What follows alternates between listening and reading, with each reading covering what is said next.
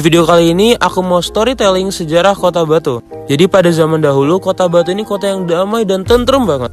Nah, awal mulai peradaban Kota Batu ini dari titik ini teman-teman, yaitu sumur kehidupan Kota Batu. Dinamain sumur kehidupan karena di sini tuh ada sumber mata air orang-orang Batu yang penting banget bagi mereka.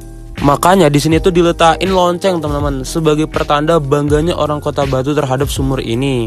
Nah, singkat cerita, kedamaian Kota Batu yang damai dan tentrem ini tidak berlangsung lama. Karena tahun 1000 di dunia aku ini ada kejadian besar, yaitu crash antara dunia biasa dengan dunia nether. Sehingga monster-monster dari nether ini keluar melalui portal dan menjarah dunia aku ini teman-teman. Nah, sebenarnya aku ini bukan asli orang Kota Batu ceritanya. Tapi aku tuh lagi singgah di Kota Batu tapi terjebak pada crash itu. Sehingga aku memutuskan untuk tinggal di Kota Batu dengan membuat rumah pertama aku ini. Lihat tuh. Nah, ini adalah interior rumah aku yang pertama kali aku bangun di Kota Batu sebagai orang yang dari luar Kota Batu tapi memutuskan untuk netep di sini. Singkat cerita, orang-orang dari nether atau mobs dari nether ini meluluhlantakkan dunia aku teman-teman. Jadi banyak pengungsi yang akhirnya datang ke Kota Batu. Nah, aku ini sebagai penjelajah yang bukan asli Kota Batu ingin berterima kasih sama orang-orang di Kota Batu yang telah menampung aku selama kejadian crash ini. Sampai sekarang bahkan mobsnya tuh masih banyak. Oleh karena itu aku berniat membantu para villagers di sini dengan membuat infrastruktur atau bangunan-bangunan teman-teman. Nah, bangunan pertama yang aku bikin setelah rumah aku adalah asrama bagi para pengungsi. Jadi orang-orang yang dari luar Kota Batu mengungsi ke Kota Batu bakal tidur di sini teman-teman yang belum punya rumah. Setelah itu aku membangun rumah ibadah berupa masjid bagi para villagers Kota Batu yang waktu itu tidak segede ini teman-temannya, yang awal pembuatan itu kecil aja.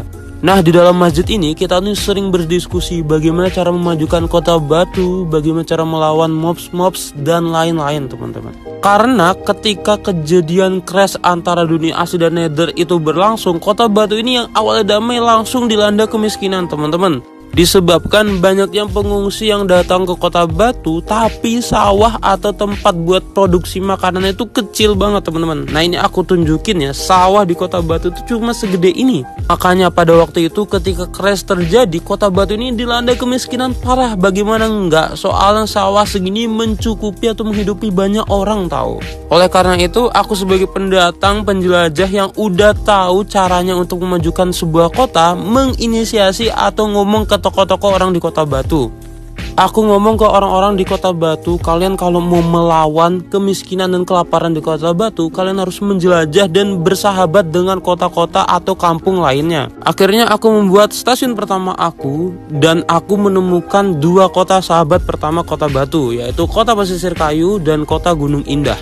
Dari adanya perdagangan antara Kota Pasisir Kayu dan Kota Gunung Indah ke Kota Batu, akhirnya melonjak ekonominya Kota Batu teman-teman. Karena Kota Batu ini punya cadangan air dan cadangan batu tambang tuh yang melimpah. Sehingga ketika ke Kota Gunung Indah dan ke Kota Pasisir Kayu sama-sama saling menukar barang. Kota Gunung Indah mengasihi hasil pertanian, Kota Pasisir Kayu mengasihi hasil kayu. Tapi mengingat mobs yang terus berdatangan dan setiap malam orang-orang di Kota Batu ini ada aja yang koit. Jadi aku juga menginisiasi atau ngomong ke toko-toko di sini untuk membuat tembok besar.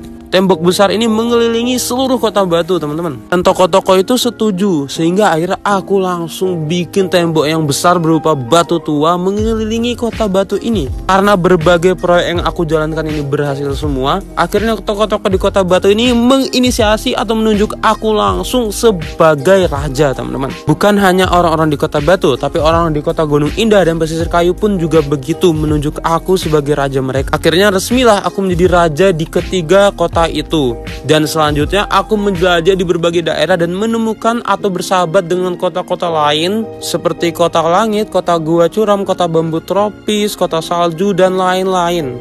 Gimana pendapat kalian tentang sejarah Kota Batu? Apakah next kalian mau di sejarah kota lain teman-teman? Komen!